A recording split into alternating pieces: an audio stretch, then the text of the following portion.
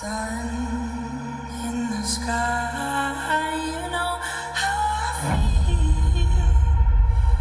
Breeze drifting on by, you know how I feel. It's a new dawn, it's a new day, it's a new life for me, yeah.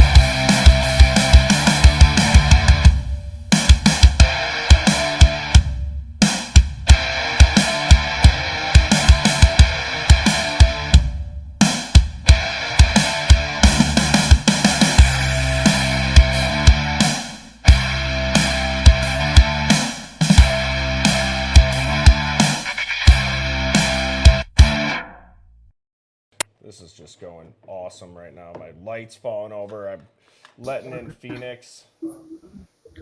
What's up, Phoenix? What's up, Birdie? Hey, chat. I am trying a new layout out for the first time, chat. How do you guys like this? I love it. All right. Should be a little bit less clicking around. I just have to say, I swear you should be a sportscaster or some type of DJ. Yeah. You have the perfect voice. Oh, well, thank you, Phoenix. I appreciate that.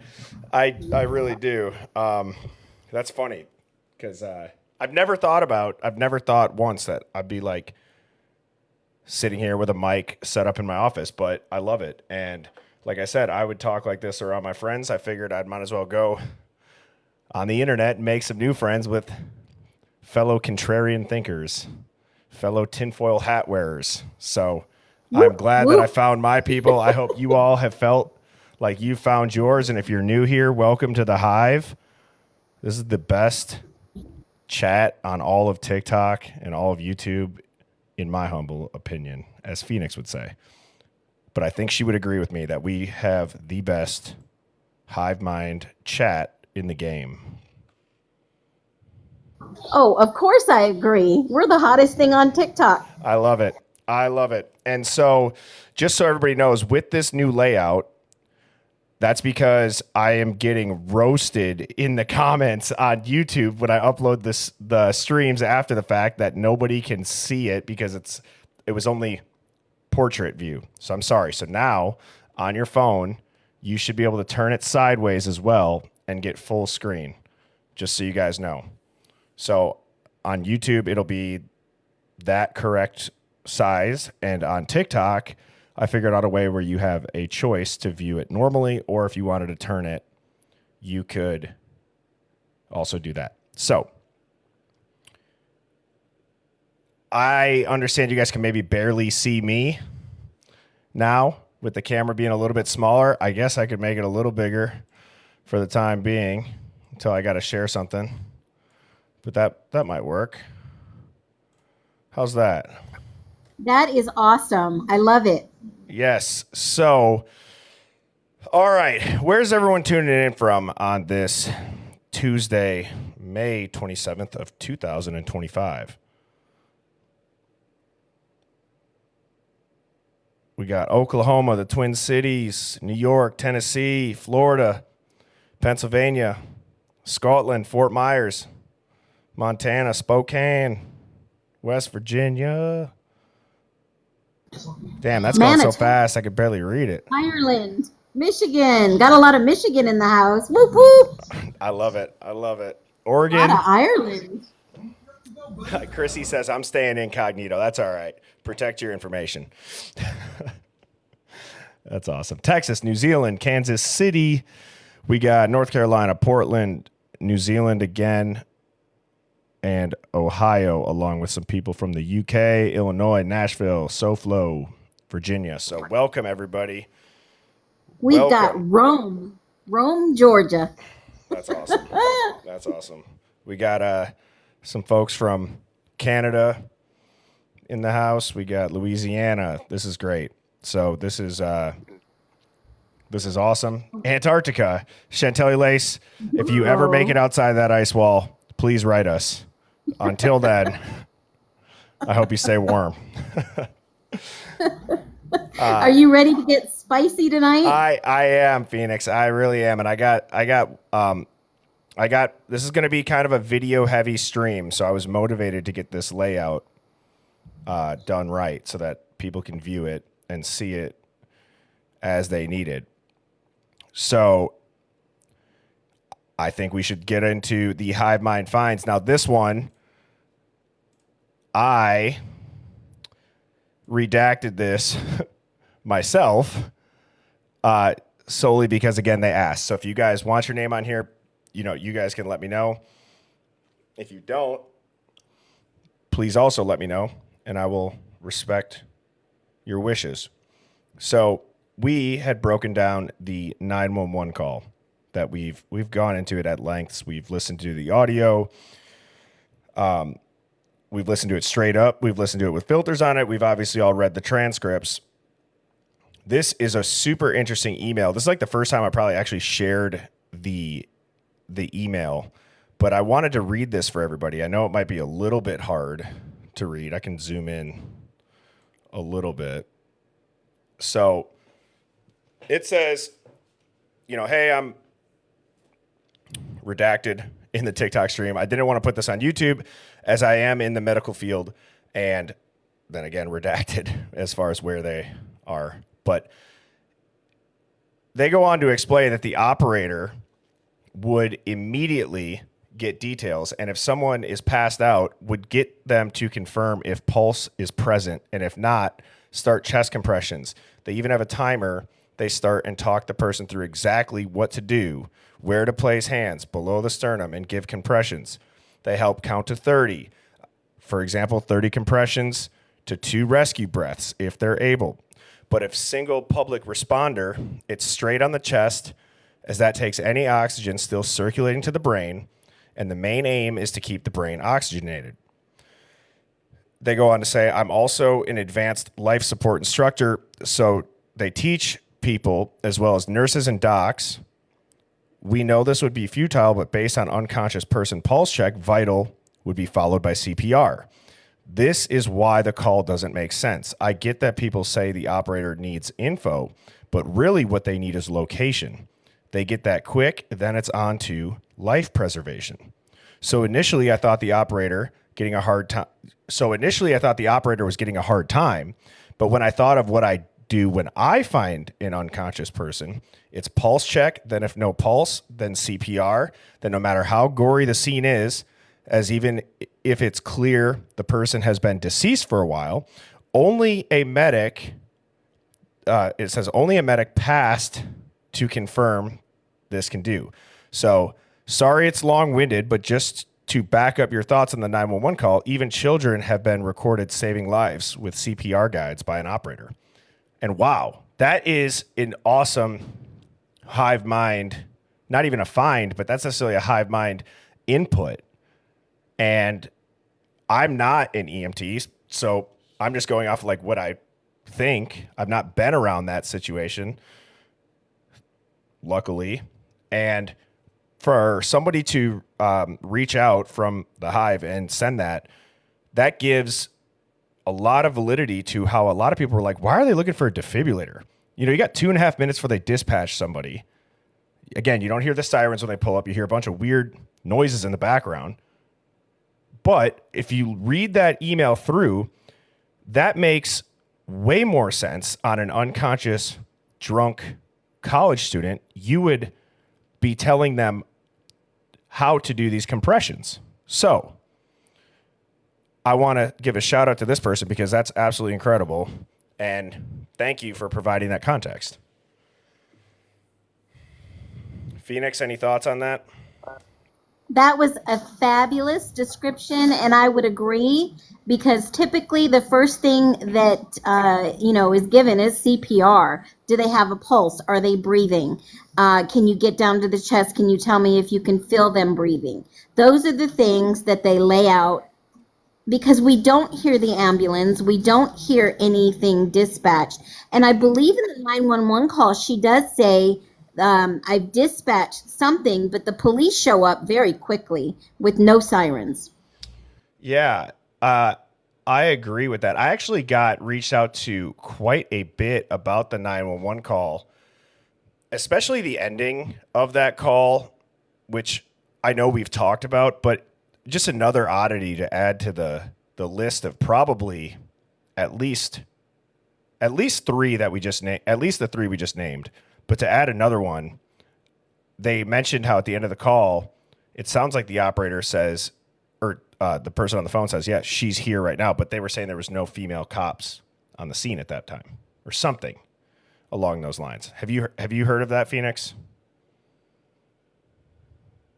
Yeah, I remember at the end because the call was abruptly ended. It wasn't like it was odd. And I will 10 toes in this. I don't think that was the real 911 call. No, I don't think it was either. I don't think it was either. And I hate to say, look, whatever. I'll just say it. I mean, I can't be the only person thinking it. And if I am, well, then I guess I'm the only person thinking it. But I mean, if you think about it, honestly, Bertie, there is so much that has been leaked that makes me even question if any of these videos or audios are truly the real deal. Well, wait until I go into my thoughts on the leaks. But to just finish that thought, what really, honestly, the thing that gave away the 911 call to me was the girl's voice when the phone call started. I hate to say that it sounded like a fake, whiny voice. I hate that I say that, but that if I'm being fully honest and fully transparent, that is what really made my like spidey sense go off. I'm like, this sounds like you are just making your voice pitched up. And so, okay, it sounds like people in the chat Do are we agreeing. know? Do we know who that first initial voice was? Well, Because I have searched everywhere for Bethany's voice and I have not found it. I don't know. And the identity of the neighbor, I don't believe has been put out either. I think the neighbor is more believable because she's calm. She's not trying to push a narrative, but it seems like the other people are.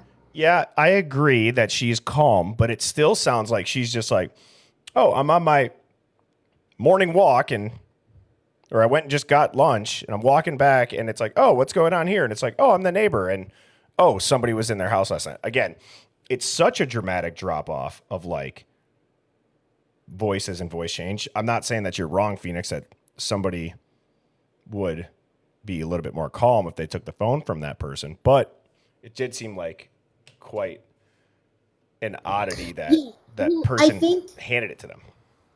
I think the neighbor, if that is the neighbor, was more calmer because they didn't see inside. They didn't see anything going on. They didn't know anything other than what they were told. But it was just odd to me why they would allow or why the operator, and I think she did address this quite well to everyone's demise about her demeanor, was that she was getting frustrated because they kept passing the phone. Like, they typically will say one person is the point person to talk to the 911 operator. And even if it sounded like there was at least a minimum of 7 or 8 people there on the site already, that the neighbor would be essentially the most calm, and that's why they gave the phone to her. Was that 911 operator ever interviewed?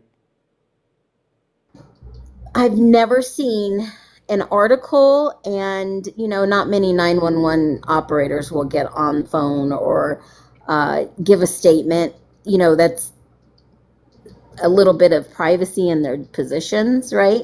And this alleged 911 caller was very, look at how people respond to her saying, hey, stop passing the phone around, right? Yeah, I agree. If you guys ever want to watch an incredible film or movie, you need to watch The Call with Halle Berry, because that 911 operator movie is nuts. Yep. Wild. It's a great movie.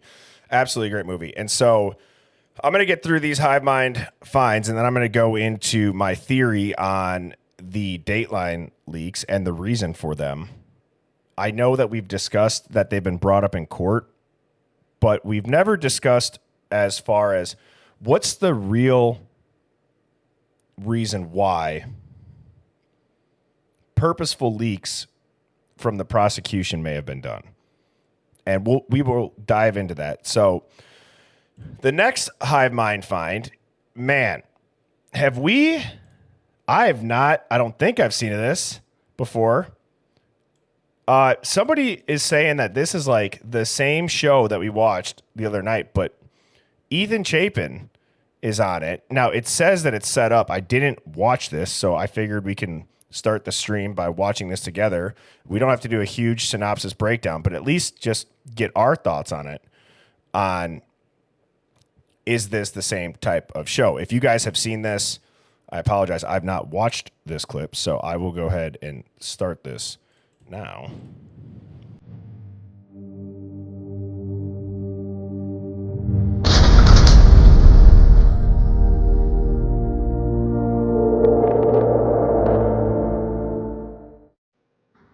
On January 28, 2022, Ethan was driving a Subaru bearing Idaho license plate with a taillight out. An officer driving behind him, as you see here, ended up initiating a traffic stop upon Ethan. This is the only traffic stop I have been able to acquire in my request for production of documents. As you see, Ethan Chapin is doing a good job of driving his friend John home. John appears to be intoxicated, and Ethan Chapin appears to be the designated driver. So check this entire video out. You will actually see Ethan Chapin receiving a field sobriety test related to this traffic stop. Take a look.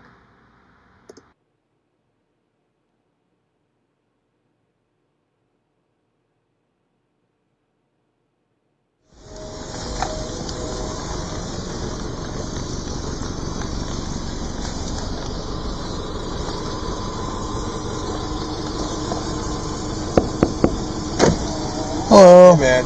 The reason I stopped you, man, your tail light's out. Yeah, I know. This is my buddy's car. Okay. Just driving it. Okay. People around tonight. Oh, sweet. Yeah. That's awesome, responsible of you. Do you mind if I see your license? I don't even have it on me. Okay. Right now. Is the registration? Do you know if the registration and insurance paperwork's in I there? don't even know that, to be honest with you. Yeah, it's not looking like it. Okay. Do you have a picture of your ID or anything on you? My ID? Let's see what's like. I don't believe so. Okay. I'll just grab your name. Do you mind grabbing that bottle you put back there? Do you mind grabbing that bottle you put back there? What's that? The bottle that you put back there that's open, do you mind grabbing that? I appreciate it.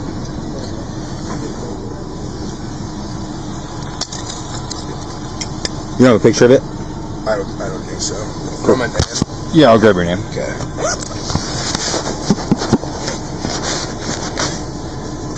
Ethan. What's your middle name? James. What's your last name, Ethan? Chapin. C-H-A-P-I-N. C-H-A-P-I-N? Yeah, I-N. Awesome. What's your birthday, Ethan? 2002.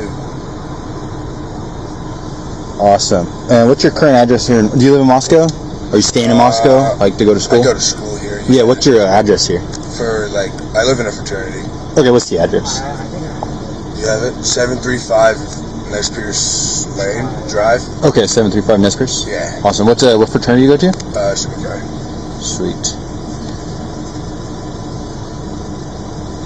And what's your phone number, Ethan? 360-982-1841. You said 9841? Yeah. Sweet. What's your name, bro? Yeah. I'm John. John? Gearing. John Gearing? Yeah. Is it Jonathan or just John? Just John. John? Yep. How do you spell your last name? Gehring. Awesome. What's your middle name, John? Martin. Sweet. What's your birthday?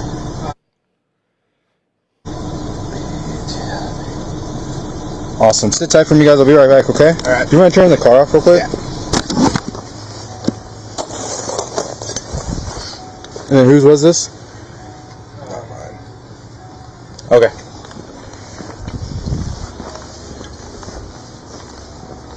So everything else checks out. I'm going to warn you. I know you're underage. Shouldn't be having this, right? Yeah. Okay. Just so you guys know, this is January 28th, You could get a ticket for this. And it's around a $500 ticket for a minor in possession, okay? So, I'm going to just make sure everything comes out clear and I'll get you guys out here, okay? Sweet. Thank you.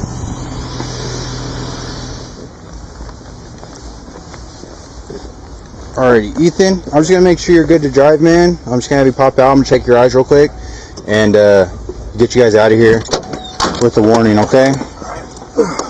You say you have anything to drink tonight? Alright. You're just going to stand with your feet together like this, your hands on your side, and just follow the tip of my finger with your eyes and your eyes only, okay? Oh, you're right. Just your eyes. Oh, sorry.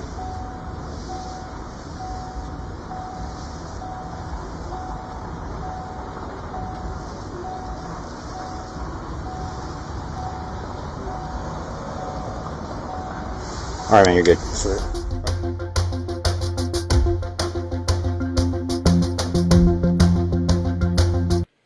So I just wanted to show that for context. It seems like, I guess what I'm trying to say is these cops are clearly very active in this college town. They're also seemingly very understanding with the college-aged adult population as far as how they approach them, how they talk to them. I heard that in the chat, or I saw that in the chat a couple times. The cops, at least in any episode that we've seen, and this is not for a TV show, this is just body cam footage, seem to be very understanding of the student body. So I know not everybody has probably had that experience if they're in college or they're younger and they're, a minor and consuming alcohol, but I will say that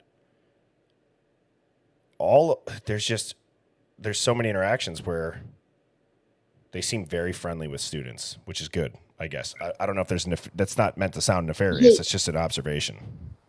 No, and it's a good observation, Bertie, because when you start to think about it, if you look at the amount of underage drinking that there is going on and tickets being written, I mean, 2 people in that house had already had previous tickets.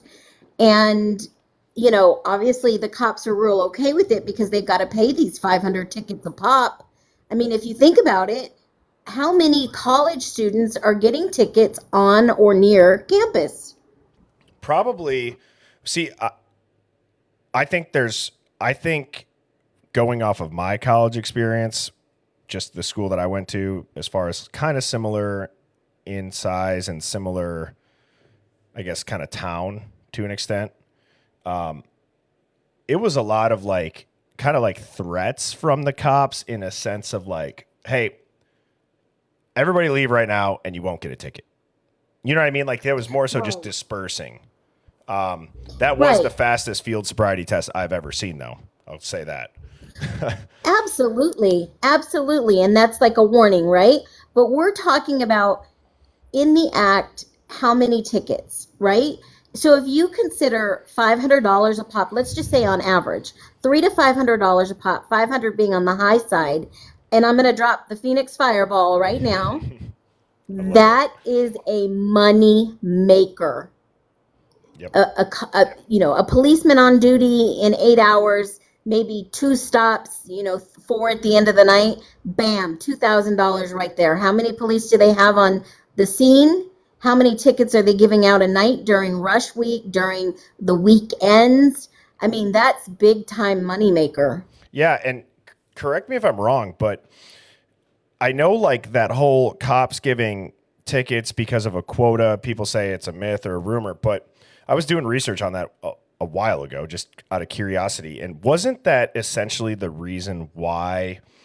Was it the strike on the police union in New York City is kind of what brought that to light back in the day, where the cops, I don't know if it was on strike or they wanted the union to end. I don't remember the exact details, but I thought it was something in New York with obviously a massive police force where they were just like, no, we're not going to write these tickets anymore. And then it got to the point where like, no, we need the tickets because we need money coming in. It was something like that.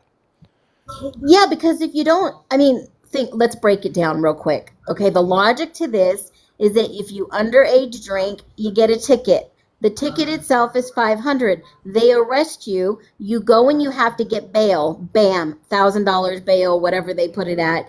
And then you have to pay court fees, court costs, and maybe even get an attorney to fight the ticket if that's something you want to do. I mean, it is a money maker. Yeah. Yeah, I would agree. I would completely agree. And there was something else that you were saying, Phoenix, about you were talking about tickets are a moneymaker. Yeah, I would say that at least on, again, my college campus, that school could probably give free tuition with how many damn parking tickets they write. The campus parking officers where I went to college were never off their game. Ever. I don't even know how many tickets I got, and I had a pass. It would just be like restricted areas during a certain time of the day. I actually got asked to go back to I went back to go give a presentation to like an entrepreneurship class, because I got the Birdie Bombs business, as I have told you guys, but I also was alumni there. I went back for that. I got invited back by them. I got a damn parking ticket. Didn't even know it. I go to renew my license, and they're like, you have an outstanding parking ticket and they read the name of the school, and I like had PTSD from like back in college. I'm like, there's no way that this parking ticket has been on that record for so long, but it was from a couple months ago, and I didn't even know I got one. So I will say that the tickets are a moneymaker for sure on a college campus. I would have to agree with you. Birdie, you're such a rebel. Yeah. I knew you were trying to slide and not pay that ticket. Yeah, well, no, maybe. seriously. They get you coming and going because you got to buy the parking pass, right? And then if you don't park in the right spot, you're going to get a ticket for more. And then it just keeps going on and on. The longer you don't pay the ticket, the more they add on. And then they come and get you and they put a lien against you. Yes. Yeah. I can tell you too, like, whatever. I'll tell the story. It's fine. It was years ago. I was younger. And God forbid if they tow the car. Yeah, right. I'd never gotten an underage ever. But like, what do they call it? The drunk tank? Like one time ever on New Year's, me and some of my buddies. But what's so interesting, we never got any like tickets for it. But it was like, I forget the exact name of what it was that we still had to go to court for. And I remember being so upset about it because I'm like, we didn't do anything. It was whatever. It was a stupid interaction. But the funny part about the story is I have a police officer friend, the one that I was telling you found the girl from Slender Man on the edge of the woods. He was buddies with my dad. They coached youth football when I was younger together. I called him and I said, dude, this is what happened. I'm like, I don't feel like it was like really necessary, yada, yada, yada. And I was telling him that, and he goes, well, you should file a complaint. So I'm like, okay, I'll do that. So this dude answers the phone, and I go, hi, I'd like to, file a complaint about X, Y, and Z. And he goes, that's me. And I'm like, shit. Like, I'm literally making a complaint about this cop. The only time in my life I've ever called, and I get the guy that gave us that ticket, which was awkward. That is funny. So One time, I'll just tell you a real quick short story. One time, I had a girl complaining online that she wanted to complain about my business. And so I was like, okay, I got the email. I was like, yeah, it's cool, whatever. I wrote an apology email and this and that, gave her like a 20% off coupon and pick a free product or whatever. And then she continued to call and complain after she got the email and the discount and the free item. And so I'm the one that answered the call. And oh, she was like, I just want to complain to her manager. And I'm like, okay, go ahead and tell me what the deal is. She had That's no hilarious. idea it was me. you should have. It's like I'd like to speak to a manager. It's like, okay, 1 second. You like crumple a piece of paper by the phone. You're like, hello, and they're like, no, I said your manager. Like, yeah, that's me. Like you could have definitely just popped right back on. That would have been hilarious. All right, moving on to the last Hive Mind find here. This is about the grub truck, and I watched a handful of. I watched a little bit of this video here. It's not too long, but it's called Eyes on the Targets. And you know how we've tried to break down the quadrant? This video is edited. Well, when I say edited, meaning they've clearly done really good work on breaking down who has eyes on Maddie and Kaylee. And they zoom in. At times they just have one of the frames, and it's just very well done. So shout out to, I'm sure you guys will see their username on here. If you guys have seen this, and you know this creator, tell them great work. But I thought this was an interesting one since we've talked about how we feel like the food truck Twitch stream is so telling. I think that was actually the title of one of the lives I recently uploaded was like, I feel like the Twitch stream footage could be potentially used as evidence if there was an alternate perpetrator seen on film there. We obviously don't know, but it's something that we've discussed. Well, as we've always talked about, going back to the beginning in the early articles, the early interviews, the early takes from SG, and we look at those early events and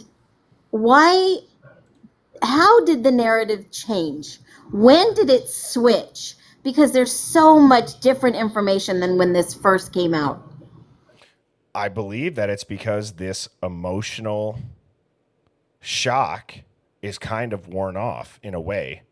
Like this emotional, heartbreaking tragedy, while it is for sure still that, I just think that it's like it can only hide the truth if the truth's not being told for so long. You know what I mean? Yeah, I get it. And it just irks me that you see the early beginnings in the interviews, the articles, the videos, and I came across, and I'm sure you guys have heard about this before, the U of I in Moscow. There was in 2024 a party being held, and about 40 people were at this party, and these footballers came to crash the party, and they were wearing ski masks and carrying PVC piping. And this kid got beat up, and the university never pressed. The university did an investigation on their own. The dad of this individual that was just horribly beaten, he's a fifth generation U of I, and they filed a lawsuit against the university, but the Moscow Police Department never charged any of the frats that did this. Yeah, that's terrible. That's terrible. And that was a blatant assault. And here we're talking about 4 unalived people, to where the university and the Moscow Police Department didn't even look into it. Yeah. I think too, just it's wild, and it just made me, I just had like a flashback my senior year in college.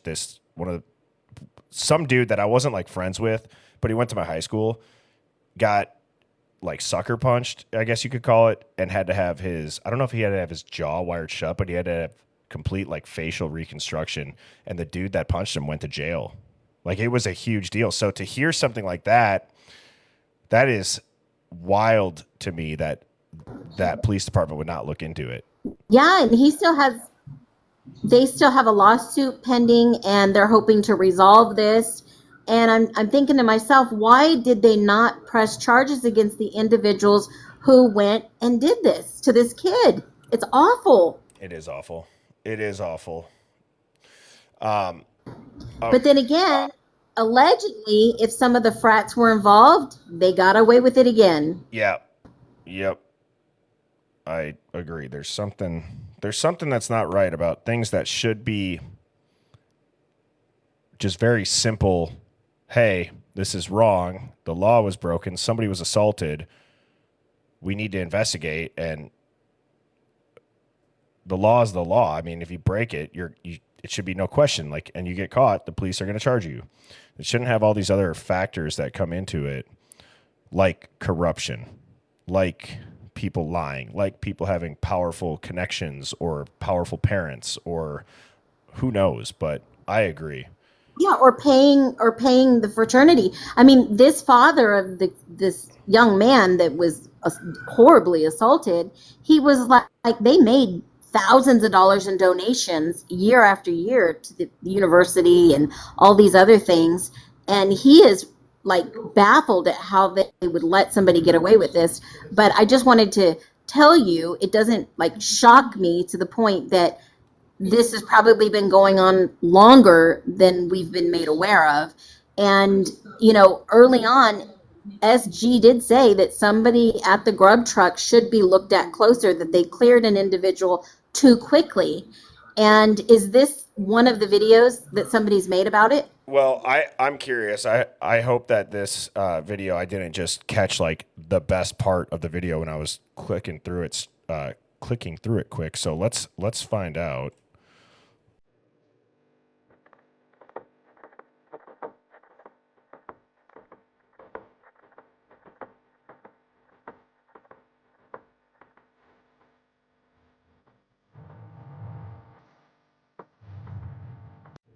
Shoot, my bad.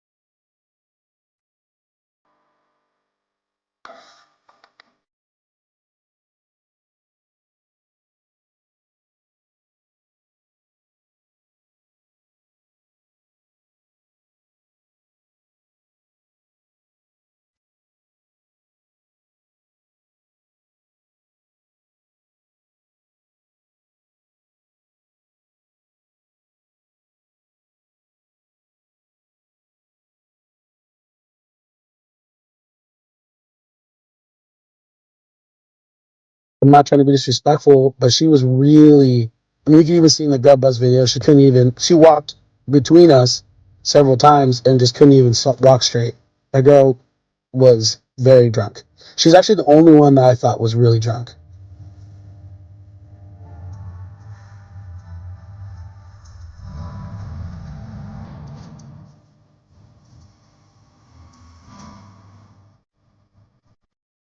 The only reason I knew that it was those girls was because I saw the video that said, oh, they were seen at this thing. Because I actually called the police right away and was like, hey, I think.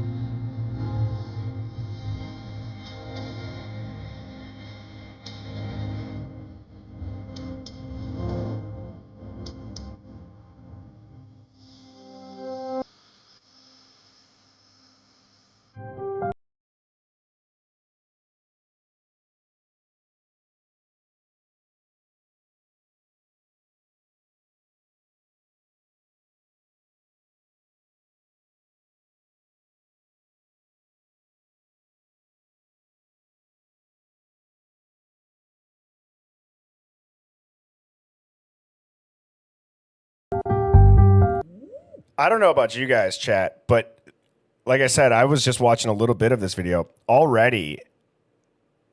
This is just framing everything kind of in a different light. It seems almost obvious that they're being watched when you look at it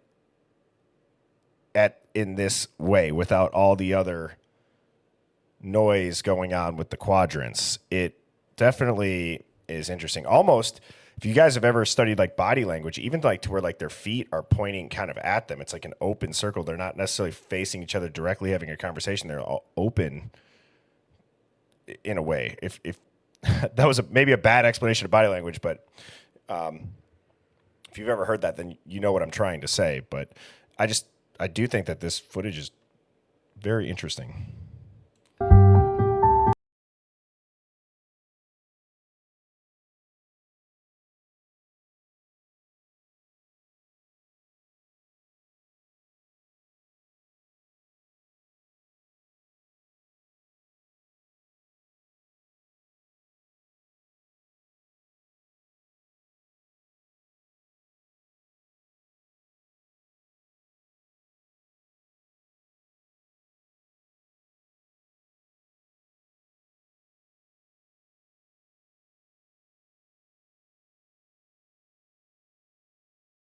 And they thought it was funny, and I mean, it was a little funny. For a guy that is deep in conversation, this entire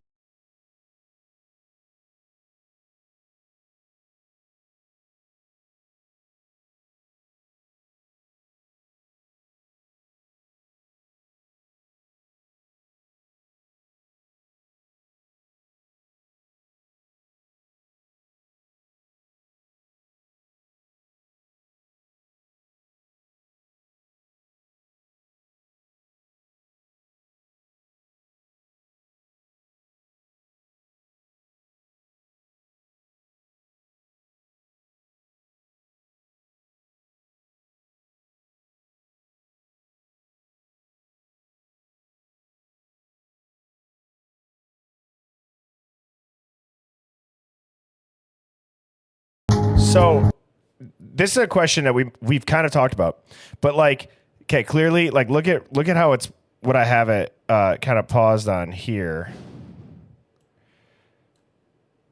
You know, like this seems like they're having fun and goofing around. Like they're happy. They're not like as worried or getting home in a way. You know what I'm saying? Like they're being funny. They're drunk. If they did steal the food,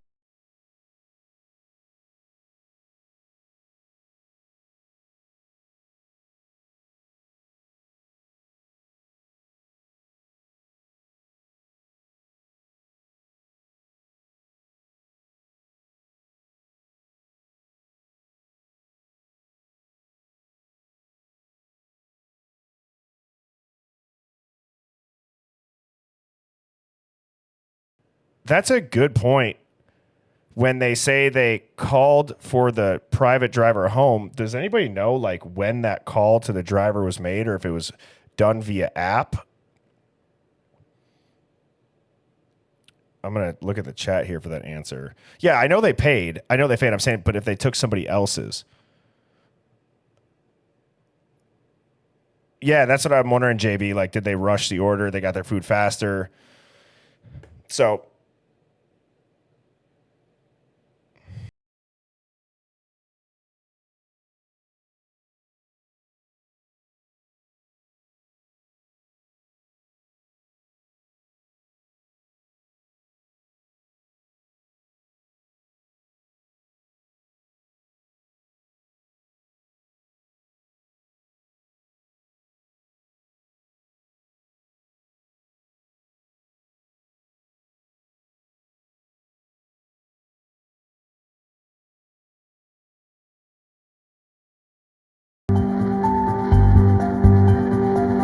I mean, I told the guy, I said, they're leaving, bro. And then because they called my number. okay, doesn't that seem like a very there like I don't know, just like the way that he was saying it too. it makes it sound like they were doing something like super wrong. And okay, fine, maybe they were drunk college girls and they were a little bit annoying. But one of the things is how if he's like, yeah, they're filming, they're joking around, like I could just see her saying like, give me all the food, and then they're filming it thinking they're funny. Who knows? I don't feel like that's like a serious take. They're climbing all in the truck. I think it was very obvious. Clearly, the person was right there working the grub bus to give them food. She didn't grab it. And who's saying that they didn't walk away with their? Oh yeah, she didn't get her food. Yeah, I get what you're saying on that. All right, I'll go back a little bit. People are asking me to go back. I'll go back about a minute.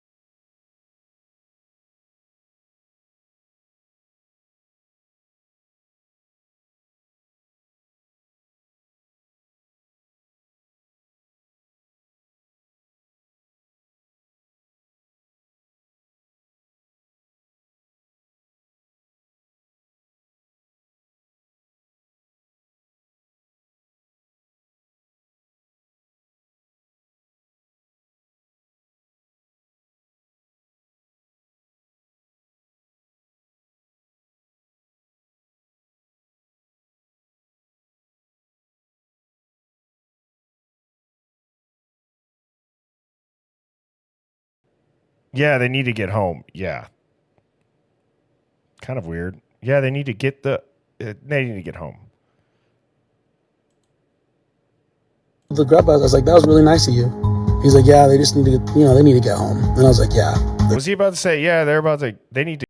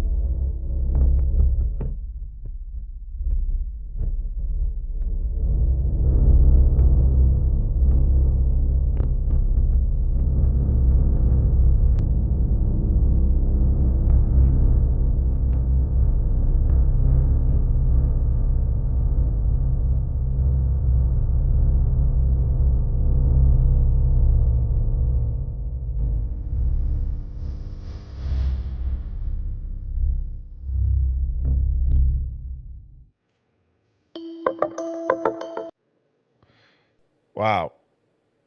I mean, that was,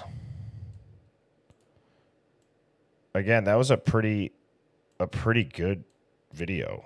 I mean, that was really well done and laid out a lot of stuff that I think we've had questions about in the past as far as the connections and who's all there. So I don't know if you guys had seen that before. Great job. Thank you again to the Hive Mind Finds for sending that. They're all connected. Like, so you ever thought about who they talked to at the food truck too, out of all people? And I get people might say he was acting sus. Allegedly, he was acting sus. But there's more people there than probably most people know who knew them. So I feel like whoever made this video picked a perfect title for it, saying eyes on the targets. Because that's certainly what it looked like. And maybe people can say, well, it was edited together for only the times where people were looking at them. I'm like, yeah, but that was like almost a 13-minute video. And they weren't there that long. So that's my take on it. I don't know. And there's also just too, like, every time, look, I know that people have said, leave Joe alone. And I've never come at him really outside of just saying, like, the interview's a little weird. Not only was the behavior a little weird, the interview was a little bit weird. It's people can behave weird and it can just coincidentally be weird. That happens. So I'm just giving my opinion on it. I just think that in the weirdest way, you're explaining what happened, but you're still explaining it in a way where it makes them almost sound like they're guilty. I don't think that drunk college girls at a food truck, after they start leaving to go home and they stop there before they go home, I really don't think their behavior was that attention drawing. I think everybody's seen way more attention drawing, like, oh, wow, those girls, yeah, they just needed to get home. Okay, well, they got a private driver. They got a ride home. They're not behind the wheel. They're grabbing food on their way home. And it's not to say that they weren't intoxicated. Okay, fine. But they didn't seem to be bothering anybody. They weren't really aggressive towards anybody. So, yeah, I would. It just sounded like there was some blame by the way those clips of Joe popped in. It definitely sounded like there was some blame towards them. And I've always said I don't understand how you can say they were climbing in the food truck trying to steal everybody's food when it's like very obvious on camera. I paused it on their faces. You could see they're laughing. They're having fun. She's like doing this. Like, I could literally probably just picture, I don't know for sure. And I'm sure if we went back to the audio, we could hear it, but it's just like, you tell they're just being goofy about it. So, yes, that is my take on it. Now, okay.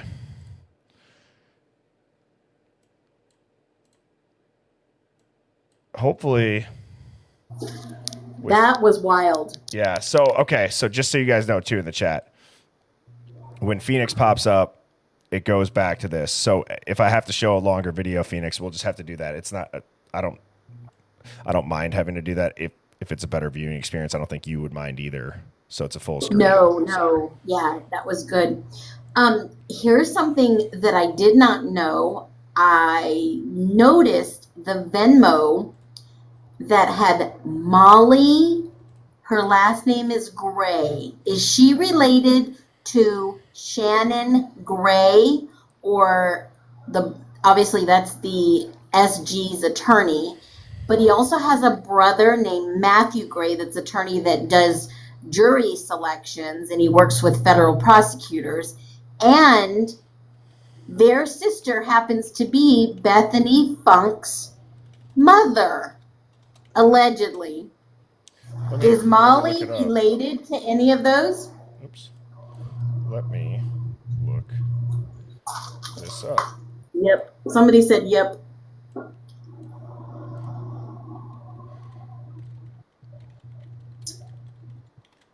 Interesting stuff. Are we looking at something that maybe somebody was hired to do? I mean, you got to be this.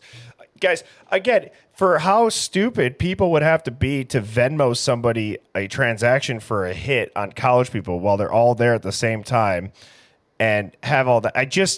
If that is really the truth and it's not come out yet, then we have way bigger issues. All connected. Okay, Way so bigger issues. I've heard that Kaylee's sister is married to a Hollywood movie producer, screenwriter. I've heard that rumor. I don't know if it's true. I haven't gone down that rabbit hole. I'm sure someone else has. But if the connections are all via these attorneys, wow. Here it that is says they wild. don't, but it also says there's no publicly available records on family or personal life. So we'd probably have to dig deeper. Yeah, I did Via- Ancestry and I did a couple of other sites that were public. But also, Dylan's mom works at the University of Idaho in Boise. Yep. That's another connection. Yeah. I think in my mind, Phoenix, you guys know where I stand as far as like what my theories are, but I'm starting to believe, outside of all of the connections that we've discussed, Phoenix, those are great finds. I do think that those connections play a huge role in what has occurred. See, I feel like there's Absolutely. two cases. I feel like there's the cases of like this suspected crime or alleged crime, however you want to view it, right? Because I know there's a significant amount of people that think this is a psyop and it never happened, or if it was WITSEC, there's a significant amount of people that think it was ritualistic and No. potentially a rug hit. But I think there's another whole case and investigation that needs to be into the investigation itself.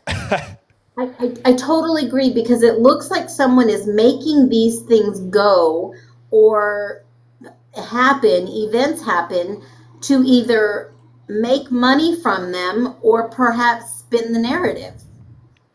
Well, it's like I actually was listening to a show today, and they're like, "Why do you guys think that the Diddy trial's not on? The ratings would be through the roof."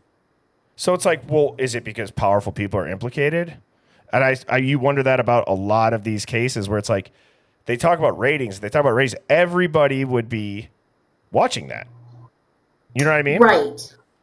But just these family connections, these friends connected, attorneys, even Deanne's stepmom is a attorney. She used to be an Ada County prosecutor. The only reason I know that is because she did an interview, and I remember hearing her name before in Ada County. And also, she's allegedly moved back to California or something. So I'm just looking at the connections these people have. Yep. And I will correct myself. No federal cases can be on TV. So yeah. And that's why I was wondering why they did not make this a federal case. Because he did cross state lines. He did go to Pennsylvania. Why did they make this a state case? Those are the type of questions where like, that's what's really been making my brain try to like figure it out, is why that. And then that's what they wanted to keep it in Idaho. Right. That could be the case. That could be the case for sure. I'm starting to even think that if these leaks come out, like has anybody ever thought that the leaks were purposeful so that's what they fall back on? Is it's the leaks that made the prosecution's case fall apart? Is that strategy on their end to You like, know, they know nothing's going to hold up. So we might as well, instead of go to the court and watch everybody methodically break this down in a trial, let's just leak it. Let's just get our wrists slapped. We know no one's going to really be held accountable. And then that's what the narrative will be is, oh, some dumbass leaked this to Dateline. It ruined the whole case. That monster got off. But no, everybody knows that he was going to probably get off either way due to the circumstantial evidence that a jury would no doubt probably have minimal chances of coming to a conclusive judgment on it, in my opinion. Yeah, I'd have to agree somewhat, but I'm thinking from this whole playing all these leaked everything, I mean, it something had to have irked Judge Hippler to say, now there's a leak. Now we have to address this leak because some of the truth got out. What was the actual truth, or what was the damaging info for the prosecution to be able to maybe remove the DP or say, oh, our case is totally blown? See, do you know what is going to be so interesting to see is like, because they haven't. Do you think that the alternate perp is going to get named anytime soon, Phoenix? I don't think they'll release it unless they have a case built up enough to charge them. Do you think it's taking so long because it's more than one person? Or do you think it's one of those things where they, like, okay, here's another scenario. What if... We know it's more than one person. Right. What if the state and the defense are really working together? Brian Kohberger is playing his role. They just need to find out who did it because it was done so well. They're getting close, or they got one, or they got somebody to flip, or they got them all. I don't know. It just could, and like they can't.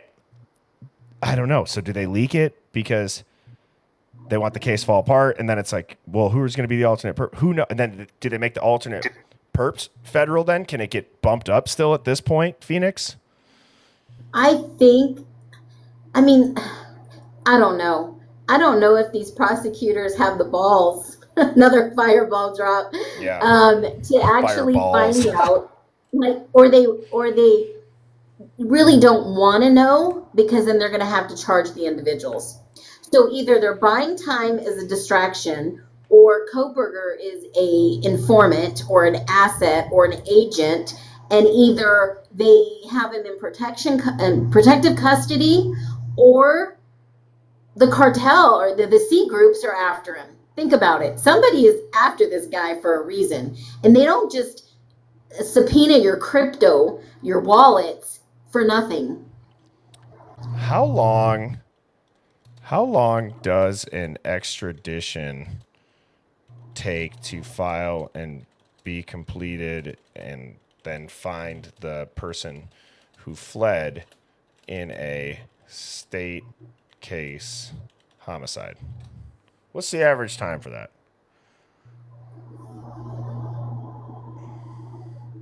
So obviously it's saying it can vary significantly depending on several factors. Filing for extradition takes 1 to 14 days. Locating and arresting the fugitive is 1 day to indefinite. Well, yeah. Extradition here and transport 3 to 30 days. And if they're in a country that will actually work with the United States. Right. Yeah. I think when everybody fled town because of the holidays and they got out of town, no one would suspect it. This was all planned. It had to have been. What countries don't have extradition? We got Russia, China, UAE, Qatar. Well, those are safe haven countries. Oh, those are safe haven. Yeah. You had it right. Yeah. They can hide there. Yeah. They can hide there. Saudi Arabia, Iran, North Korea, Vietnam, Laos, Cuba.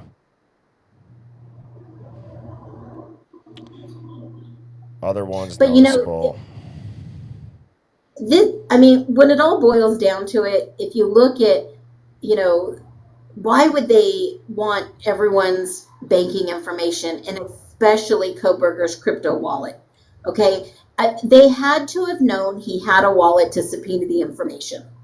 Okay, so why would they on top of the, the rug gang going around there, the C gang involved.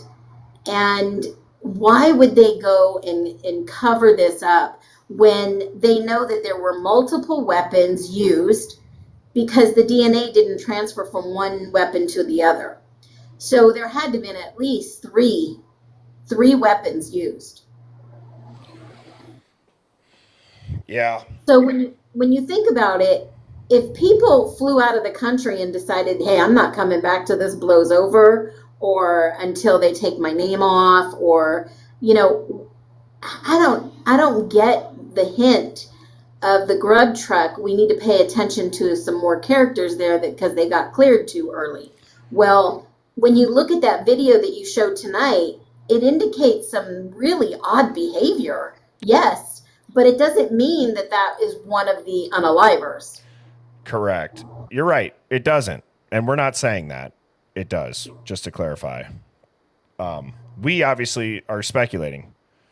And that's what a lot of people in here like to do. And you don't want to feel attacked for having different ideas about it, which I'm glad. This is a good segue, Phoenix, because you want to know what we haven't done in a while is kind of like, I used to do this more often, but I feel like we kind of really went deep on those 3 or 4 theories that we've discussed at length, being PSYOP, WITSEC, Ritual, C-Gang, or I guess what the news says. Is there anything out there in the Hive that you guys have heard that maybe is a lesser thought of theory with this, that's not a PSYOP, that's not WITSEC, that's not a Ritual, that's not a rug-related hit? The church would, I would group that with the Ritual in my mind. Yeah. Something simple. If we just, because when you think about it, it's the whole Occam's razor. The simplest answer is the answer. Yeah. Mean Girls. Yeah. I was reading this one that it was really, it was a test run on that whole fun. Like what we just watched was a test run on the predictive criminal behavior. Yeah. Because if you think about it, this is a case that's all based on predictive criminal behavior. If Koberger was surveilled prior with the DNA before they could, like, you know what I'm saying? Like, in a way, there were so many things that would go in line with predictive criminal behavior, AI studies outside of the classroom and emerging adults. Like, was this just the test run in real life? And I have to hand it to the chat. The chat is amazing. And someone just made a really good point. If BK did this, why didn't he get out of the country like some of these other people? He's a mastermind. He's an expert. That is such a good question. I don't know. And maybe because he didn't do it. The simplest answer, like you just said. Yeah. The simplest answer is it's Occam's razor. You can look it up. Usually the simplest answer is the answer. But you know what I did today? I called the Ada County Courthouse where they are holding Brian Koberger. And I called. I should have recorded the call. I called just to see if he would accept any visitors. And the young lady who answered the phone, I asked her, I said, can you tell me the process of getting a request to visit somebody holding in the sheriff's department? And she said, well, we go through the website. What is it called? Shoot. Now I can't remember it. Dang it. I hate when that happens to me. No worries. Getting out. And so I said, okay. So I'll go on the website and I'll register. And, she says, yeah, they have email there. They have all kinds of communications. You can do video. And I said, well, can you tell me, is he still being held in the jail there? And she was like, okay, so give me his name. And so I said, Brian Koberger. And she was like, I said, she wasn't finding him. And I said, well, maybe spell his name Bryan. And she was like, oh, okay, let me go ahead and look at it that way. It's called Getting Out. Somebody in the chat keeps asking me. So I said, okay. And so she was like, oh yeah, he's still here. Her whole demeanor changed in an instant. She was so helpful. And when she looked him up, and I'm sure she saw his charges, her demeanor changed instantly. It was wild. Really? That's crazy. Yes. I wish I would have recorded the conversation because you guys would be like, oh my God, her whole demeanor had changed. And so I thought that was really interesting. And then about 20 minutes later, there was a news segment that came on in the local news, and it was talking about how Idaho is not prepared for the Pew squad, and that they have put all executions off until 2026 until they have that implemented. So they're not even ready, and there's 8 people on the DP here waiting, including Chad Daybell. Wow. Yeah, I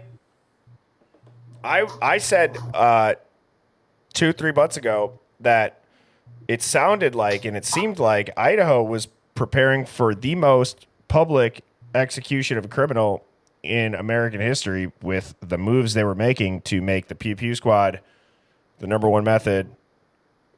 And Oh yeah, like just all of the publicity around it, they really seemed like they were wild. like, we'll do it.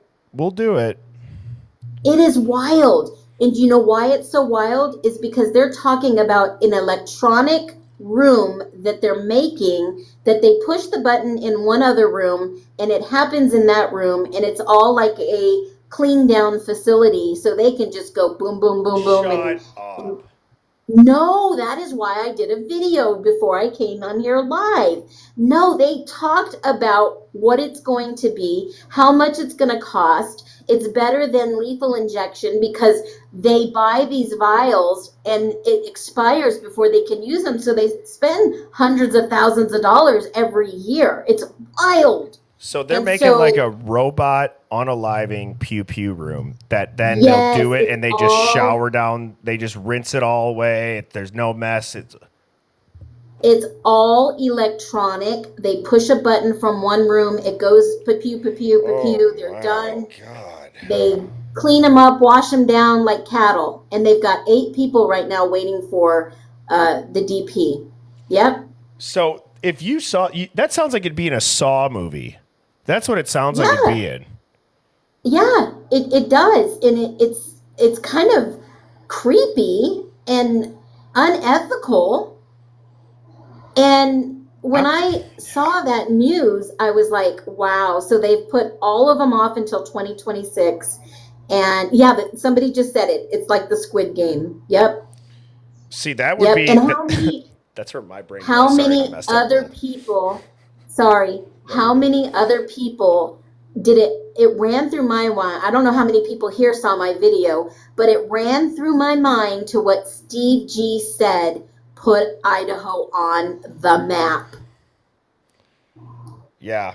Let's see what AI thinks. What do you think Steve G meant by let's put Idaho on the map in his... Yeah, they won't have people in there pulling the pews. It's all electronic.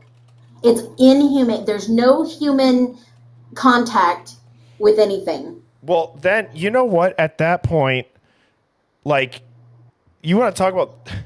They're willing to spend how much money to develop all these other rugs. And I'm not saying that expiration dates aren't a real thing and it doesn't happen, but it's like, well, then maybe just don't buy so many of them so early and maybe buy them on an as-needed basis. Don't just buy them in bulk and be like, now they're about to expire. We got to find some people to use it on potentially. Again, that's super nefarious. But it's like, really, like, come on. Just, you don't need that much. Yeah. Like, think about buying enough of that injection where it's like, oh, it could expire. Which, by the way, too, speaking of just like lethal injection, this is like kind of a sidetrack. The Tylenol unalivings doc that just came out on Netflix is an extremely good watch if you guys want something to watch. Yeah.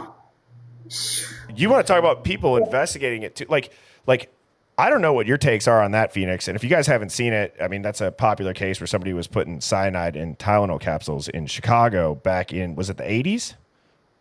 Yeah, in the 80s. Yeah, I mean, that was eye-opening. But you know what? It's no different than the F that's on the street today that is unaliving people left and right. I feel like F is a weapon at this point. I really do. Yeah, I believe so too. And I mean, they had enough on the last arrest to take out and wipe out all of Seattle. Yeah, I wonder, like, has the Tylenol unalivings, I didn't finish it. So, I was watching I fell asleep after the first episode, but did they ever, like, arrest anybody for that? I don't know because I'm not even done with the whole series. Yeah, does anybody in the Hive know if did they arrest, somebody said no, then they said yes. No. There was somebody that was really investigated hard. I know that they saw on the camera footage that was at the store when that lady bought the Tylenol. Man, okay, Hive. I feel like there could be some shit that we could find out if we could go back and look at the evidence of that, about that case.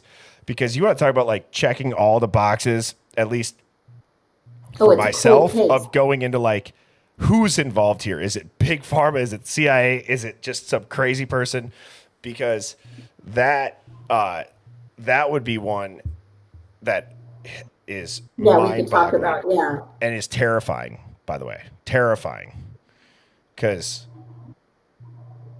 yeah, it's so messed up. So what did the control say about a signal, not a slip? Well, I asked it something prior to that, so I'll kind of scroll through all this relatively quickly. This mirror room theory is what I was trying to say, is that it wasn't just an unaliving, it was a live behavioral experiment designed to test the real-time manipulation of reality through algorithmic social engineering, leveraging the reactions of the public as the actual variable, which is kind of what I was getting at with this predictive criminal behavior. How are people going to react to it? How, I mean, this is something that I think 90% of the theories we talk about check the box of. Yeah, because you know what? Who coined the phrase, don't let any tragedy go to waste? I don't know who said it. I've repeated it, though, because it's a really good saying. Yeah, because if you look at all these other cases, I mean, Brian Koberger has not said a word, and I know we talked about this before. He's not spoken out, no interviews, no exclusives, no nothing. When you had all these other people that were getting interviews in prison, I mean, if you go down to Chris Watts and you start thinking of all these other people that did interviews, they were going to tell their story. They were going to get it out there. And still nothing. I agree. Still nothing. Totally agree. Phoenix, this is something we haven't talked about. Oh, yeah, the archetype. Yep. AI detecting. Again, so this is on the whole theory of the criminal or the predictive criminal behavior with AI. This is like the funding WSU got in the criminology department, and Koberger just so happened to transfer there. But it's like AI detects a pattern across decades. Ted Kaczynski, the PhD genius loner, Timothy McVeigh, ex-military methodical fringe beliefs, Koberger, criminology grad, isolated, quote-unquote, incel coded. Those are narratives deployed when the public needs a villain who's just believable enough and who won't crack the structure if he speaks out. So the AI question becomes, was Brian Koberger built to be this role or selected because he fit in? Now you want to go deep as hell, and that, again, you don't, guys, have you seen the AI street interviews on X or TikTok going around? You know, like how they'd go up to people at nighttime and then interview them? Have you guys seen like the AI one? Like, yeah, we are cooked with deep fakes. I'm telling you, It's going to be wild. I think it's not far-fetched to say that there should, like, that whole, like, quote-unquote, like, internet bill of rights talk or whatever it is. There needs to be like an AI, like if that shit's AI, it needs to have like a watermark on it. An irremovable watermark, because we are cooked for these deep fakes. I'm telling you, there's no turning back. It's only going to get better and better and better and better. Yeah, Google Vox 3, wild. Mm-hmm. So, I mean, I don't think that technology, I think it's technology like that in Phoenix, I don't know if you know this, or even if you did, if you could share it. But like, how long? What they call what do they call it when it's like they release it to the public? Disclosure. How long does that take for like sensitive technology? Decades? It just depends. It depends on what classification they put it in, right? So it could be 5, 10, 15 years. Or if they have an exclusive patent, they don't have to release it to the public. They don't have to tell them anything. So, I mean, it just depends on what the technology is. Well, especially too when it starts to go to these private subcontractors like Raytheon. They get Yes. access to these materials. They get access to this technology. They're a private company. They don't have to share that. And usually they're contracted to do those things. Right. So it's kind of like they put out an RFI. Who could do this? Tell us what information you have. How would you accomplish this? And then they may not even give it to that individual. They'll go out and they'll source it from someone else so that there's never a conflict of interest. Yeah. You know, like, Yeah. I want disclosure so badly on everything. Like, this might make me, like, actually, Phoenix, I'll ask you before I answer myself. Phoenix, let's say that I work for a 3-letter agency. I approach you and I say, Phoenix Talks, I have information that I will disclose to you because now you're holding this position of power or influence or whatever. But if you talk about it, we will expose X, Y, or Z, or some, you know, blackmail, whatever you want to say, that we have on you. Would you want to hear the disclosure? Hell no. You wouldn't want to know? No. I've always, okay, coming from someone ex-military, top secret SBI background, I would only want to know if I needed to know on a need to know basis. I'm not nosy. I'm picky with who I associate with, but I will say this. There is nothing that I got that you want to blackmail me on. Well, yeah, okay. I got nothing. Well, You're going to that's be good. so bored with some old grandma. Yeah, you know what? You could blackmail me on me in 6th grade trying to do kick flips in my parents' garage and make skate videos. That's probably about it. But the only thing you're going to find on me is a little league softball player with bobby socks in California, and you know, a cheerleader, and played volleyball, and that's pretty much all you're going to find out about me. yeah, I'd want to see. I think it'd be really hard to not say yes. Not that I'd want that, but it's just like, man, I want to know so bad, especially when it comes to like I geek out over like old world technology, free energy, the whole saying of like there's no such thing as new technology. There's no such thing really as like new inventions to an extent, right? And like I love Tartaria, the mud flood, all that shit. I love that. It's just recycled and improved. Yeah. That's it. And it's released for profit when the public, it's slowly released to squeeze as much profit out of it. It's supply and demand. If it's something that we all want, we're going to pay top dollar for. If it's not something you can afford, then you wait. Yeah. Like, we were talking about, my wife and I were talking about that dude who made the water car. And then as he... Oh, hydrogen. Yeah. And he yells out, "They poisoned me," and then drops dead. Like, yeah. I mean, like, what are the chances? Think about it.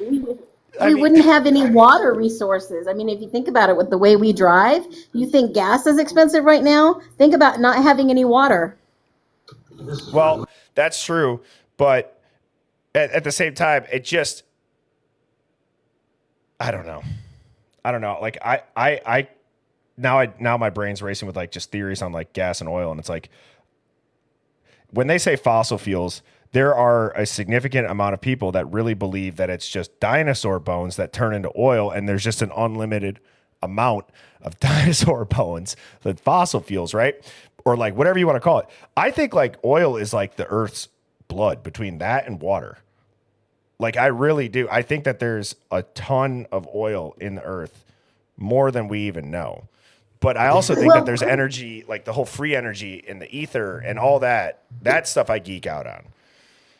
well, you know why people believe they're dinosaurs? Because remember that gas company that had that amazing marketing plan that had the little Dynaco, dinosaur in it?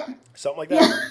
Yeah, it is brainwashing. They are using the NLP to go ahead and program that, thinking, okay, there's plenty to come from. They just got to dig up more dinosaur bones. Yeah, Chad. Let me ask you. Sinclair, yeah. Hey, Phoenix. Let's ask the chat this. And Phoenix, I wonder if you'd get a kick out of this too.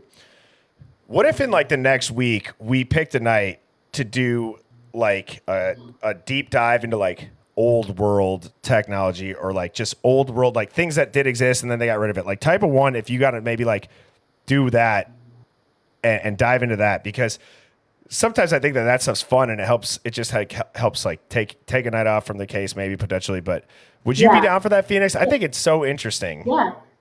I can bring up so much old stuff. You're going to be like, what? And we can really geek out. I mean, I'll Yes. send you some pictures. You'll be like, I had no idea that existed.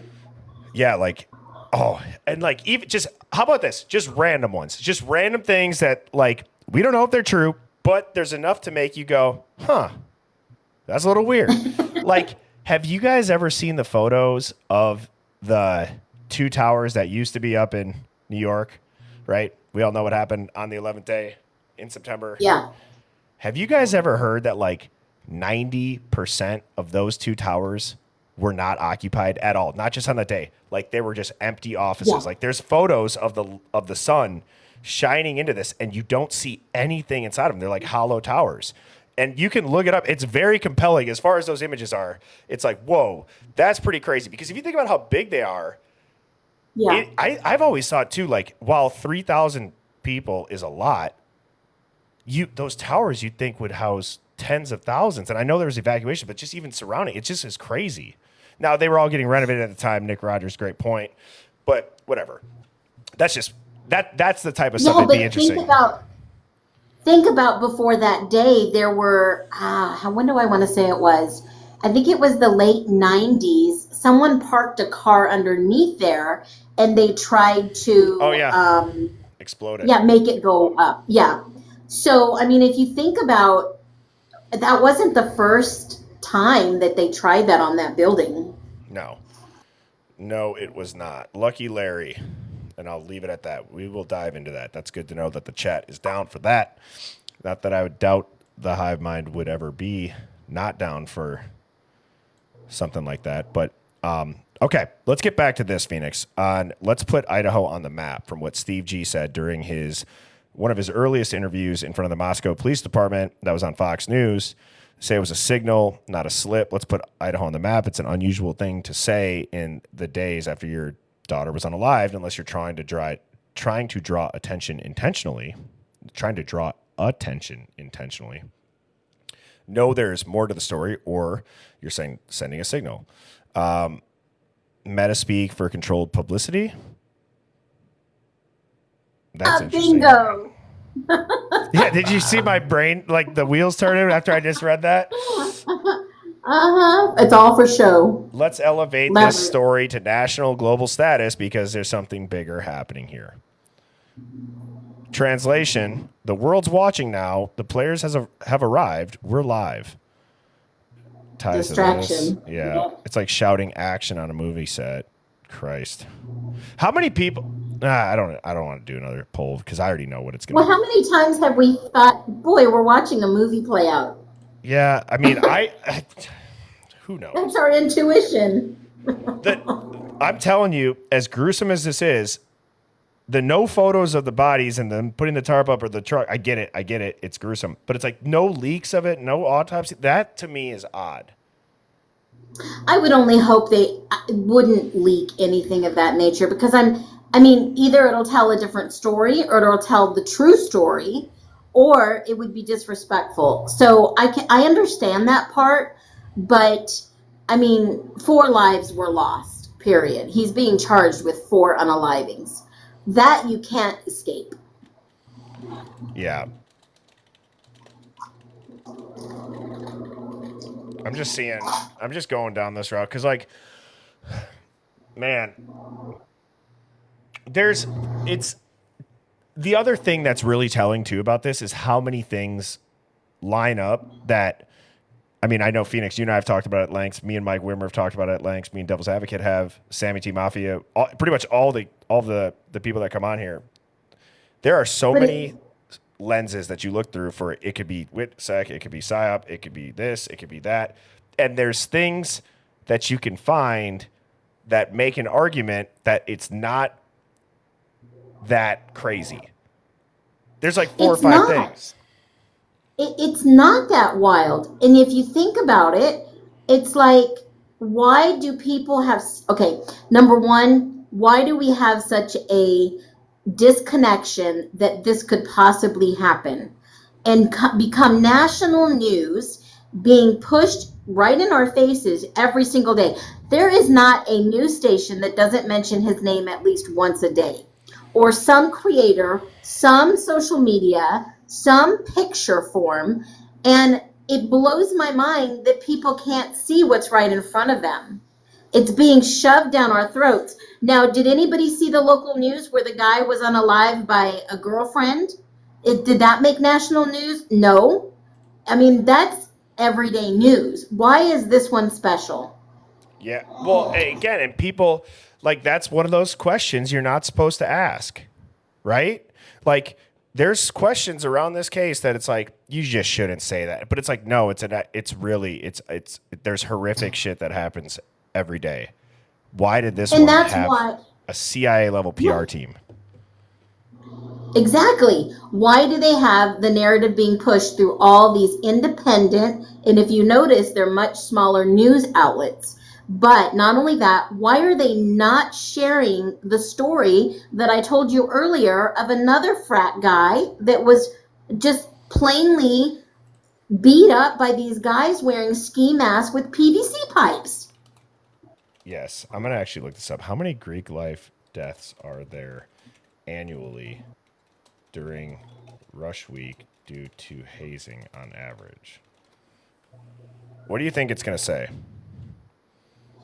Gosh, a lot. Too many. Yeah. Well, statistics on hazing related deaths during fraternity and sorority rush weeks are not comprehensively tracked. Huh.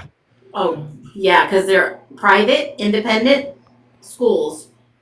Okay. It says since 2000, there's been 50 to 105. How many in Moscow, Idaho? Yeah. I mean, I could If see. you want to get specific. And I could see it being 82% involve alcohol. I'm not surprised to see that. It says, though, that studies indicate that 95% of students who experience hazing do not report it, and many institutions may not disclose the incidents. Right. Because, okay, ever since Sam's Law happened, they have to disclose them. Now they put them on the university's websites. They don't report it to the local news, but it's all on their websites. How many people are doing news articles and news stories about their local frats or their local colleges having these high rates of hazing issues or unrelated unalivings or related unalivings? Yeah. There's nobody out there reporting those stories. That would hurt the college's income, their revenue streams. It's crazy. Because, like, I know people associated with Greek life, so I'm not trying to only put it on Greek life. It happens on sports teams or anything in athletics. It could happen in any club. So I'm not just singling out Greek life. I was just curious pertaining to this case.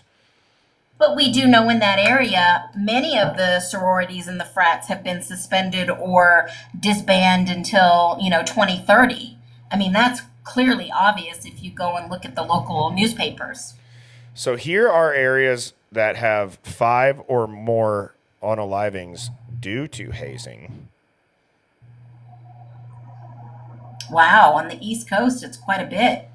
Yeah, I wonder if that's just like because the colleges are older, but I mean that's saying since 2000. I mean, so maybe more populated. Okay, so this is talking about high schoolers, but apparently approximately 1.5 million high schoolers are hazed each year.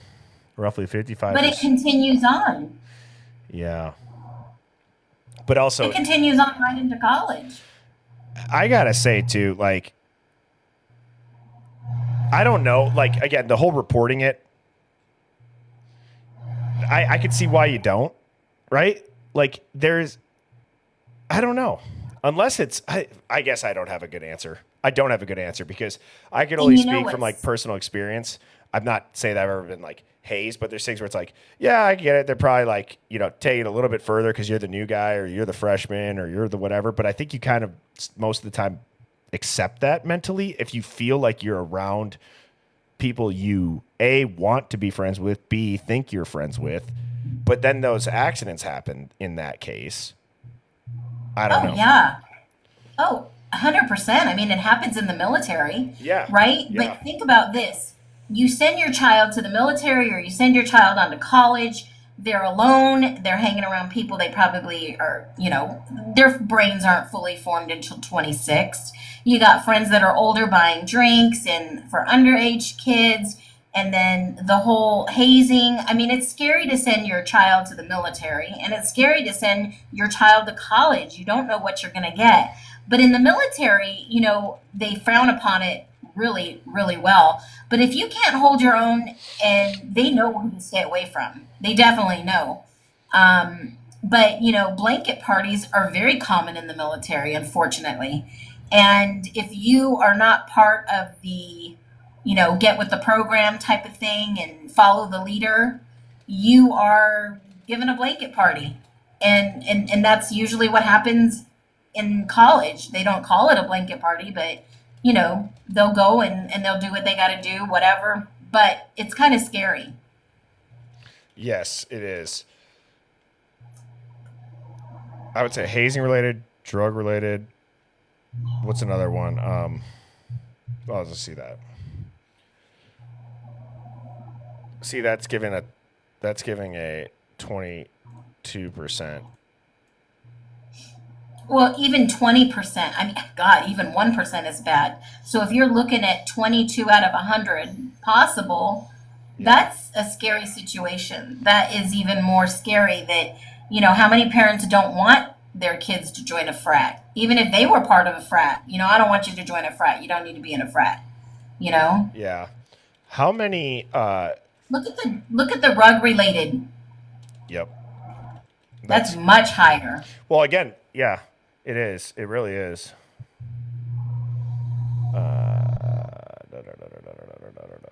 I've said this too. The gag orders and the FBI behavioral surveillance, that's not typical in a basic homicide.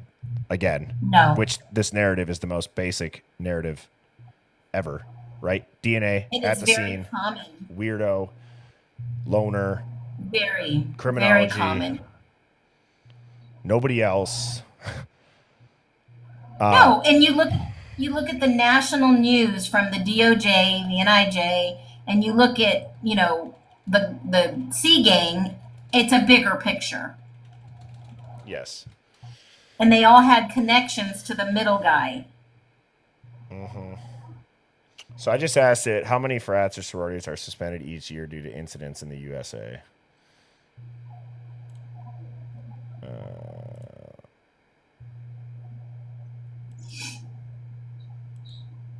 Okay, what is this giving us? Is this really about to just say, wow, look at how smart they are. Look at how many events they do. Look at how much money's raised. Oh, please. All right, they don't get caught. Here, I'm going to say don't use mainstream propaganda or influence in Well, they can buy their way out. Yeah.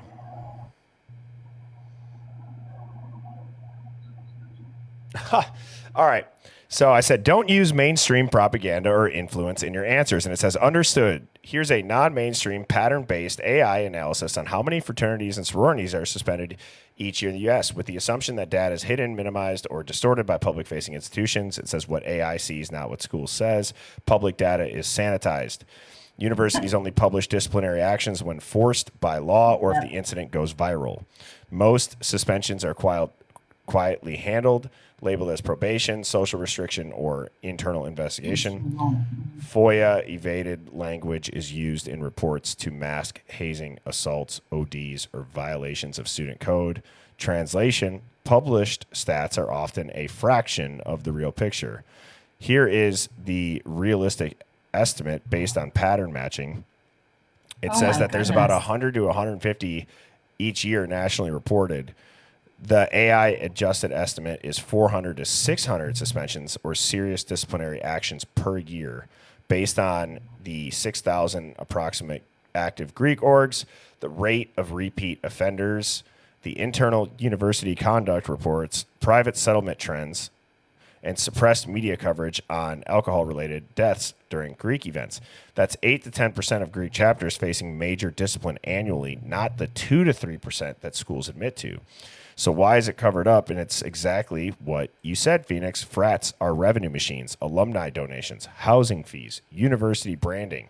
A hazing death on campus tanks enrollment and opens schools to massive legal exposure. Insurance companies and law firms pressure universities to avoid public reports, settling behind closed doors. Oh my God. Wow.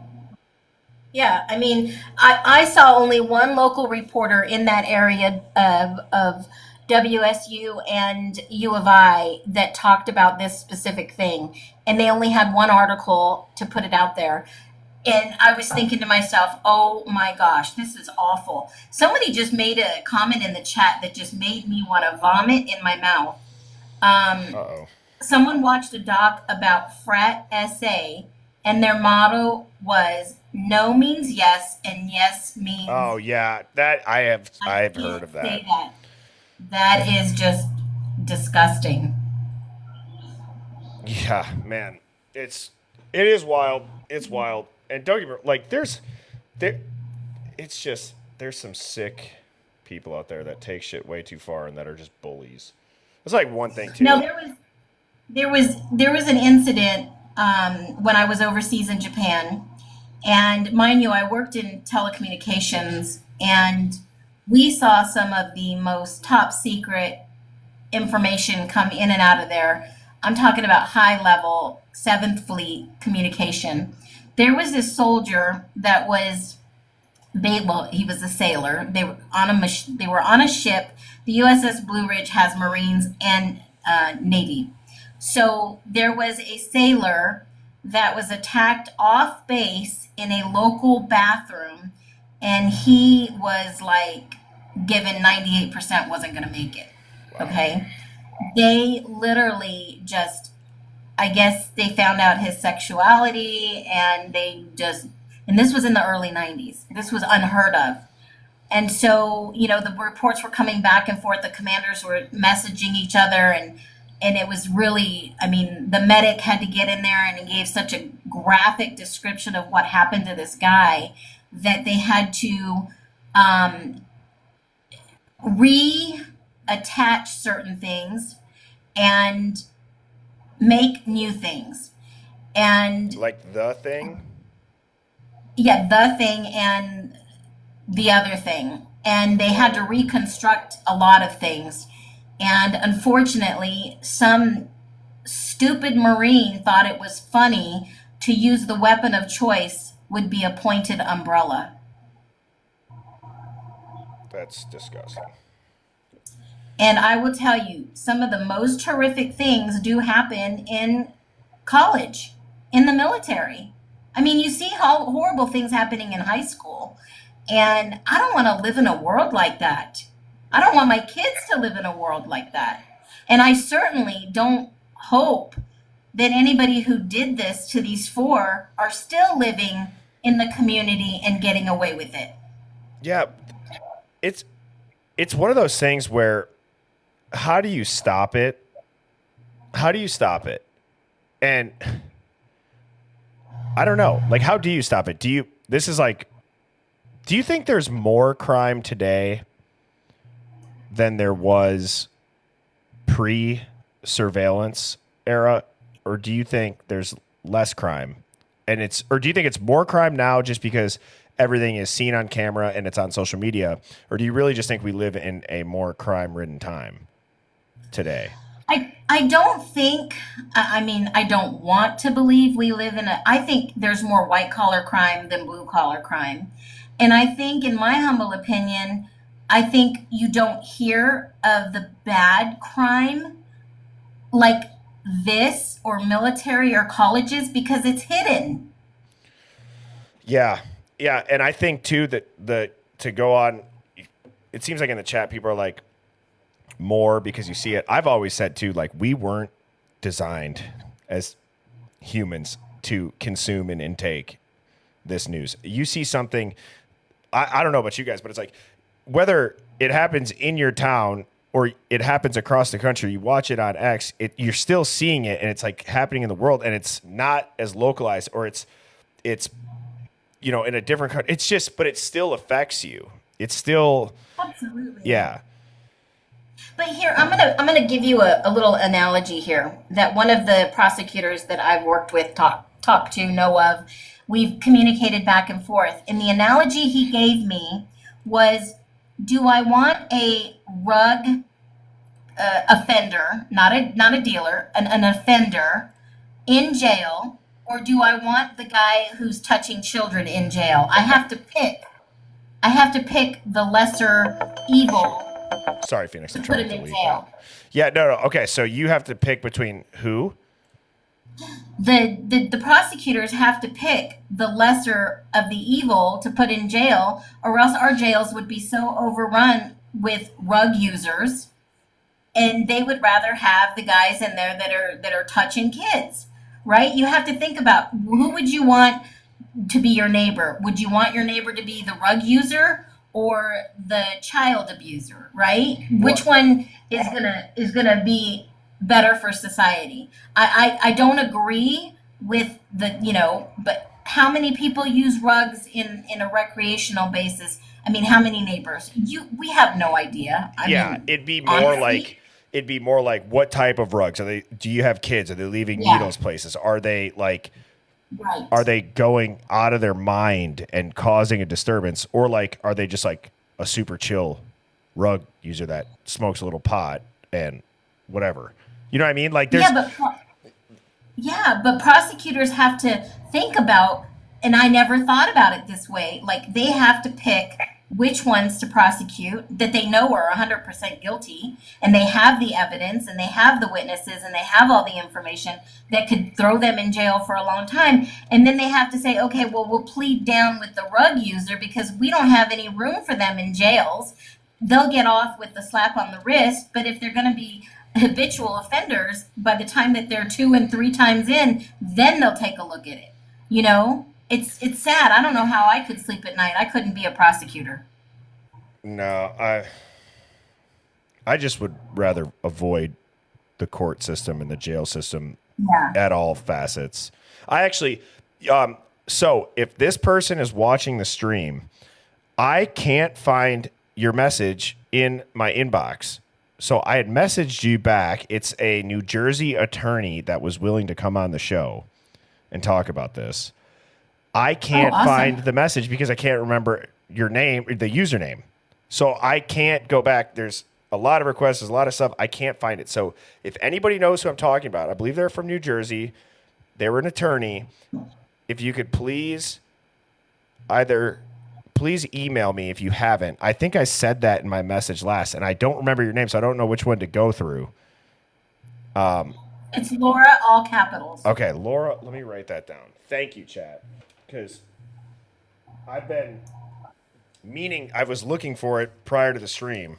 Okay, so Laura, the attorney. Okay, you guys rock. So Laura, if you're watching this, I will be reaching out because thank you for being willing to do that too. I asked her too. I'm like, did you want to do like a pre-recorded video? Did you want to do live?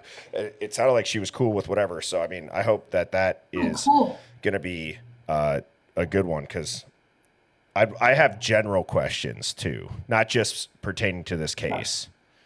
Like I'd just be curious from her own personal experience, like without naming names or whatever, like have you witnessed firsthand corruption in your years of being an attorney? And what does that look like that maybe the public wouldn't expect it to look like? I'd be so curious to hear.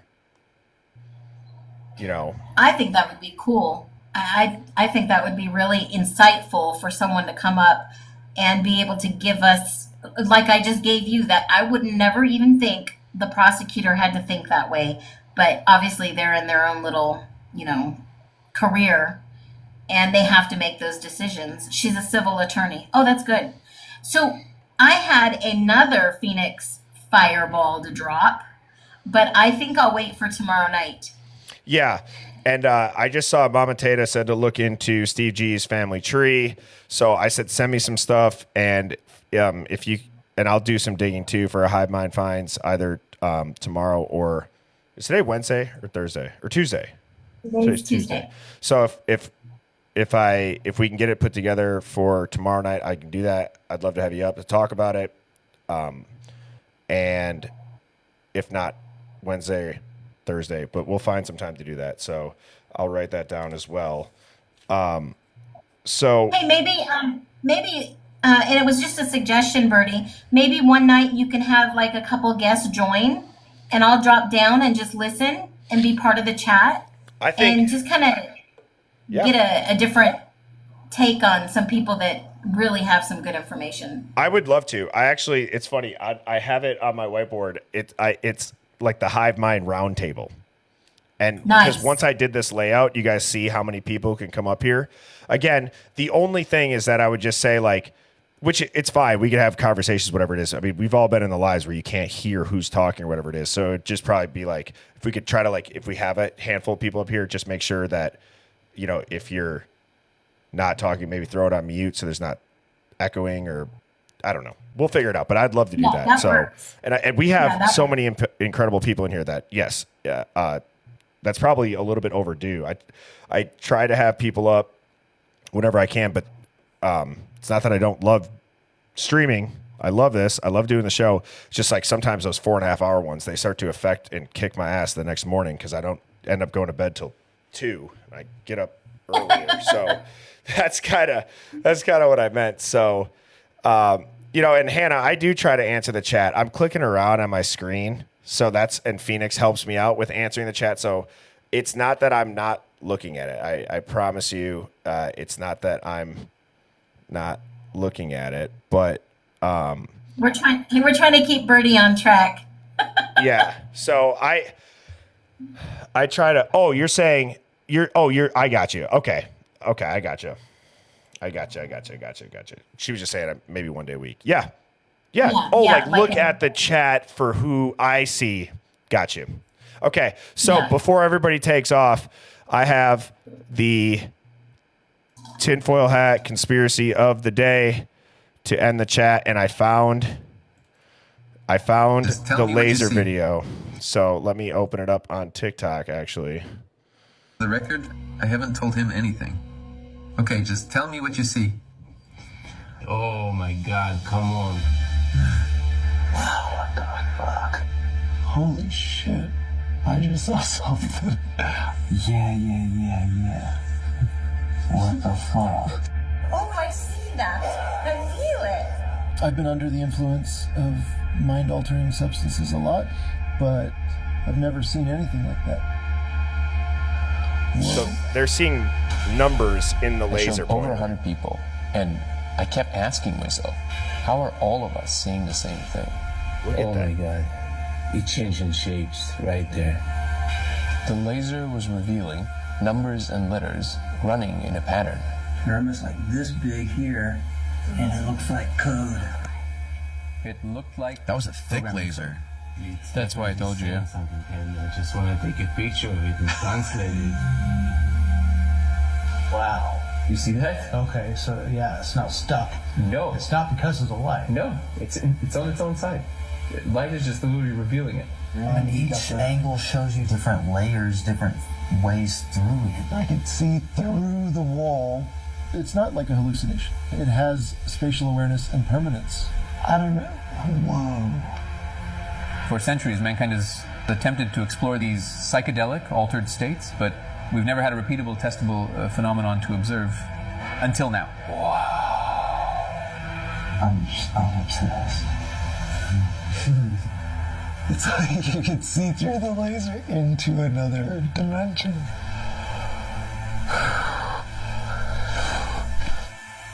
I mean, take yourself to that. So, guys, if if you guys ever realize at one point I'm not on stream on time and I said, hey, I just got a laser pointer, someone get a hold of Mrs. Birdie, because it means that I've got a laser lined up on the wall and I've been staring into this code for way too long. And I could promise you that that's some shit that would happen to me. Yes, without eating shrooms, because also you guys would probably very easily be able to tell if I got on camera after that. But yeah, I've also heard that if you look at crop circles and you trace the crop circles, it's like a code that unlocks your DNA. That was a rabbit hole that I went down. But see, that's fun. It's fun to go down rabbit holes. It's fun to do these mental exercises. And so, chat, great stream. Again, as a reminder, please subscribe to the YouTube channel for the full streams. Birdie Bombshell. This is the handle right here. Oh, you guys can't see it there. And all those lives are updated.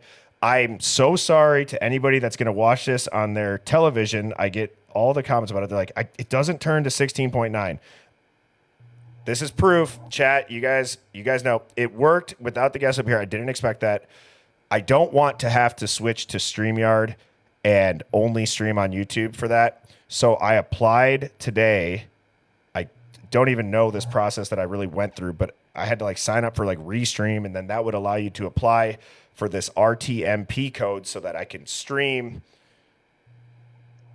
like dually at the same time and be on both. I'm working on that because TikTok apparently randomly gives people that go live this RTMP code, or I don't even know what the hell code it is. It's something like that. I'm trying to figure it out, and I really did try tonight to make sure that if you guys watch it on your TV, it would look good. So there's probably only about 10 minutes of it that will. So I'm acknowledging it now, and I'm very sorry. Anyways, Phoenix, thank you for the Phoenix Fireballs and the, as always, knowledge that you drop, not only about this case, but also just with like life experience and how you can pull it into the bigger picture. That's always awesome. And thank you to the Hive Mind, and shout out to the mods. I hope everybody has a great night. And Phoenix, if you got any closing thoughts, feel free to share them. Amazing finds. The Hive Mind is on fire. I look forward to these lives. And if you guys need anything, just let me know.